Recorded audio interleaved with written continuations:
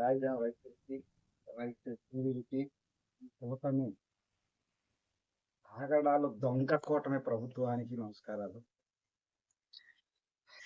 ఈరోజు నా ఆశయాన్ని సంపాలని చెప్పి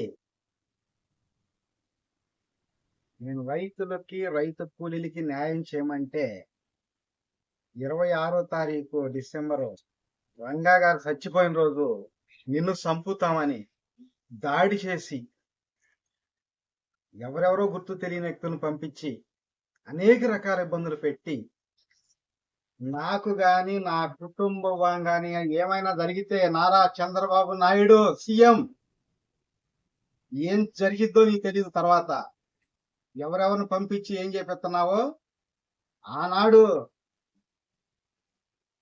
నాకైతే పూర్తిగా గుర్తులేదు, కానీ కోడ శివప్రసాద్ గారు హోమ్ మినిస్టర్ గారు ఉన్నప్పుడు ఈ విధంగా విజయవాడ ఏదో దౌర్జన్యం రంగా గారి మీద వేసిందని చెప్పి ఇదే రోజు నన్ను చంపుతా అని చెప్పి ఎదిరించి కొంతమంది దుండగలను పంపించి అనేక రకాల ఇబ్బందులు పెడతా ఉన్నారు.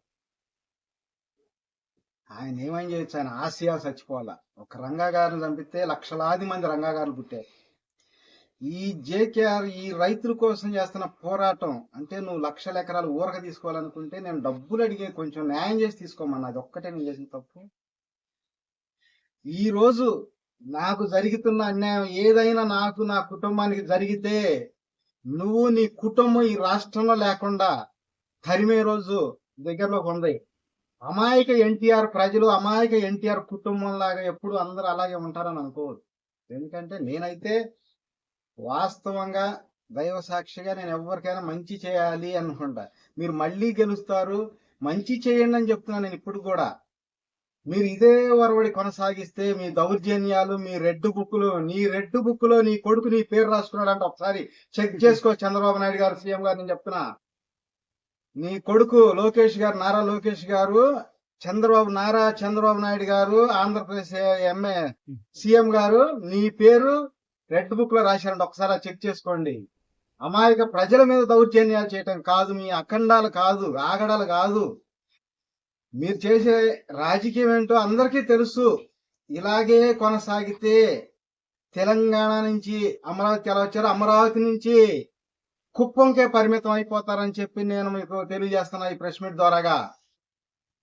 మీరు 1,00,000 ఎకరాలు తీసుకోండి, గిన్నీస్ బుక్ ఎక్కండి, మీరు చాలా తెలివైన వారు, ఆ తెలివిని ఉపయోగించుకోండి, మీ టైంలో లాన్ అండ్ ఆర్డర్ ప్రాబ్లం ఉండదు అని చెప్పి నేను ఎంతో క్లియర్ కట్ గా చెప్పా.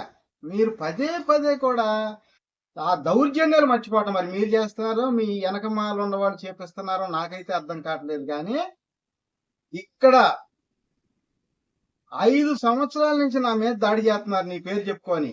నారా చంద్రబాబు నాయుడు గారు ఏపీ ముఖ్యమంత్రి గారు చేపిస్తున్నారని చెప్పి తిరుపతికి చెందిన ఆయన మన పేరం గ్రూప్ హరిబాబు గారు హైదరాబాద్ కాడి నుంచి కూడా ఎంచర్ల కాడి నుంచి ఎన్నో రకాల ఇబ్బందులు పెడితే నేను మా దళిత నాయకుడు సోదరి గారు అన్న ఇట్లా నాకు మీద దాడి జరుగుతుంది కొంచెం మాట్లాడమంటే క్యాబినెట్ లో చెప్పాడు. సీఎం గారు చంద్రబాబు నాయుడు గారు క్యాబినెట్ లో ఆయన టీడీ జనార్దన్ గారికి అప్పచెప్పాడు. ఆయన కోసం మేము హైదరాబాద్ ఆఫీస్కి వెళ్ళాం, మంగళగిరి ఆఫీస్కి వెళ్ళాం, అనేక సార్లకు వెళ్ళి ఏమండి మమ్మల్ని కాస్త కాపాడండి, మా ఇబ్బందులు ఉన్నాయి, నేను ప్రజల కోసం పార్టీ పెట్టా, నేను మీకు కూడా మళ్ళీ గెలవాలని చెప్పి సలహాలు ఇస్తున్నా.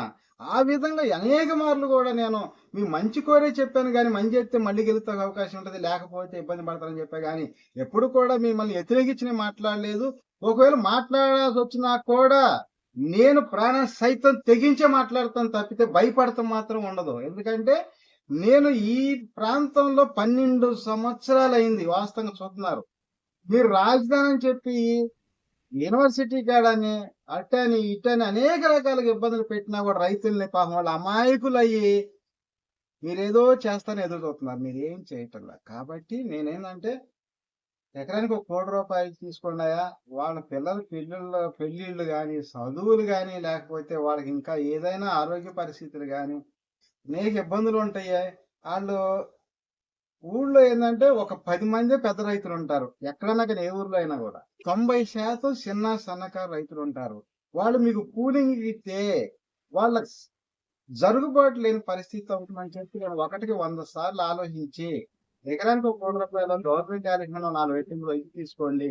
మీకు వచ్చిన లాస్ ఏం లేదు. ఒకటి 2 బ్యాంకీలు లోన్ ద్వారాగా ఎంతో ఒక 20, 30 కోట్లు ఇచ్చి తీసుకుంటే ఒక 50 లక్షల కోట్ల ఆస్తి వచ్చిందండి ప్రభుత్వానికి. ప్రభుత్వం అంటే ఎవరో కాదు, మన రాష్ట్ర ప్రజలే. మన రాష్ట్ర ప్రజలు డెవలప్ అవుతారు. అదే విధంగా రాష్ట్రం అంతా కూడా ఇక్కడ రేట్లు వస్తే ఈడ 5 కోట్లు 10 కోట్లు అయితే అటు కనీసం ₹1,00,00,000 అయింది కదా, లాస్ ఏం లేదు కదా.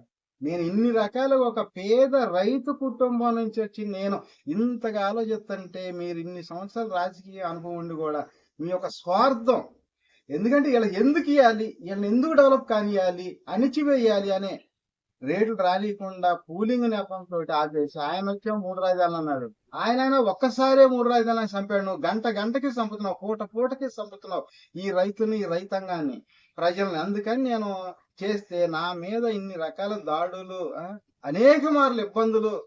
మేము ఏం పాపం చేసామా అంటే మేము బీసీలుగా పడతాం, ఎస్సీలుగా పడతాం. అయ్యా మేము చేసిన పాపం సీఎం గారు, మీరు ఒక్కసారి బీసీల్లో ఒక దత్తత పోయి 1 సంవత్సరం 6 నెలల్లో బతకండి, ఎలా ఉంటుందో బీసీల బతుకులు మీకు అర్థమైద్ది, దళితుల బతుకులు అర్థమైద్ది. ఎస్సీ ఎస్టీ బీసీ మైనార్టీ 80% ఉండి కూడా మీకు ఓట్లు వేసి మేము కనీసం మాకు వరవల కాడ తగువులు, గట్లు కాడ తగువులు, పారిగోళ్ల కాడ తగువులు, లేకపోతే డ్రైనేజీల దగ్గర తగువులు, ఎక్కడికి వెళ్ళినా చివరికి మళ్ళీ మీరు చెప్పింది శాసనం. కానీ మా ఎస్సీ ఎస్టీ బీసీ మైనార్టీలు 80% ఉన్నా కూడా అంటే మాకు ఐక్యత లేదనే కదా మీ విధంగా చిన్న చూపు చూస్తున్నారు, మమ్మల్ని దాడులు చేస్తున్నారు.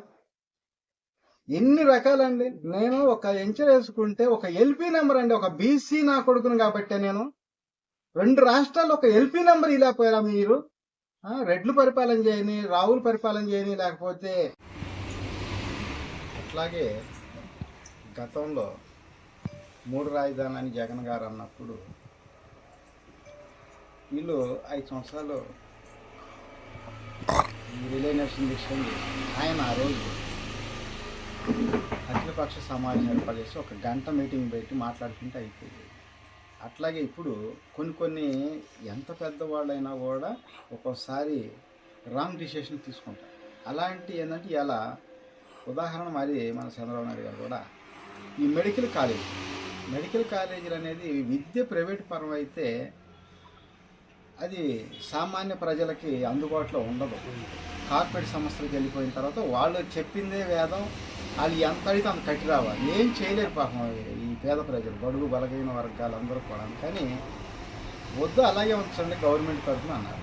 ఉంచడానికి ఏమండి, ఏదో పీపీపీ అంటాడు, 3 పీలు పద్ధతి అంట. ఎందుకండి అది వెనక్కి తీసుకోవచ్చు కదా నిర్ణయం. రాంగ్ నిర్ణయం పడినప్పుడు వెనక్కి తీసుకోవాలి. అలాగే జగన్ గారు తీసుకోవాలి. మరి 151 సీట్లు 11 సీట్లు వచ్చింది. ఇప్పుడు అర్థమవుతుంది ఆ బాధ ఏమిటి. అలాగే మరి చంద్రబాబు నాయుడు గారు కూడా మళ్ళీ ఈ మెడికల్ కాలేజీ తీసుకునే విధానం ప్రజల్లో కూడా వ్యతిరేకం వచ్చేసింది. ఇది అసలు కరెక్ట్ కాదు అన్నప్పుడు 100కి 99% కూడా ఇది వద్దన్నప్పుడు ఆలోచించాలి కదా. అంత మూర్ఖత్వం ఎందుకు వెళ్తూ ఉంటారు మూర్ఖంగా, ఎందుకు ఆలోచించడం మామూలుగా పాజిటివ్గా. నేను అదే ఆలోచిస్తున్నాను. అంటే మళ్ళీ మీరు ఓడిపోయినా సిద్ధమే, కానీ నేను సీఎంను కాబట్టి నేను అనుకున్నదే నెగ్గాలి, అదే నా మొండి పట్టుదల. ఇప్పుడు మేమేమన్నాము, ఏమంటే రాజధానిలో రైతులు ఇబ్బంది పడుతున్నారు, ఇంత ఇమ్మన్నాం. లేదు ఇంత కాదు ఇంత ఇస్తానని చెప్పి వచ్చి మాట్లాడాలి కదా. 180 రోజులు కనీసం అవుతుంటే వచ్చి మరి ఒక నాయకుడు అనేవాడు పలకరియాలి కదా. ఈ ప్రాంతంలో స్థానిక ఎమ్మెల్యే కానీ శ్రవణ్ కుమార్ గారు కానీ, మరి అలాగే ఈ చుట్టుపక్కల ఎమ్మెల్యేలు కానీ, కేంద్ర మినిస్టర్లు ఉన్నారు, రాష్ట్ర మినిస్టర్లు ఉన్నారు, అనేక మంది చూసుకుంటూ వెళ్తున్నారు. కానీ ఎవ్వరు కూడా ఏదో వాళ్ళే చేసుకొని మాకేంది అనుకుంటున్నారు తప్పితే, అంటే వాసన చెప్తున్నారు చిన్న కులాలు ఎస్సీ ఎస్టీ బీసీ మైనార్టీలు అంటే చులకన. ఆ చులకన భావం తప్పితే రెండోది కనపడుతుంది. అందుకని న్యాయం గెలిచిద్ది. ఏదో ఒక రోజు మనం కూడా ఎస్సీ ఎస్టీ బీసీ మైనార్టీలు దఫల వారికి సీఎం పదవి చేసుకుంటాం, ప్రతి కుటుంబం 10 కోట్లు ఆస్తి చేద్దాం. కానీ ఈలోపు వీళ్ళు ఎవరైనా మంచి చేసుకుంటే, నేను అన్నానని కాదు, జగన్ గారే మన దగ్గరికి వచ్చాడు అనుకోండి, ఆయన నెక్స్ట్ సీఎం అవుతాడు. లేదు మళ్ళీ చంద్రబాబు నాయుడు గారే వచ్చి మన దగ్గరికి వాళ్ళ సమస్య చెప్తే ఆయన అవ్వచ్చు. ఎవరైనా ఎవరు అదృష్టం ఉంటే వాళ్ళు కష్టం చూసి వస్తారు, వాళ్ళు అవుతారు. లేదంటే ఓడిపోతారు, మనం చేయగలిగారు. అందుకని అందరికీ న్యాయం, ప్రజలకు న్యాయం జరగాలని కోరుకుంటా. సరే.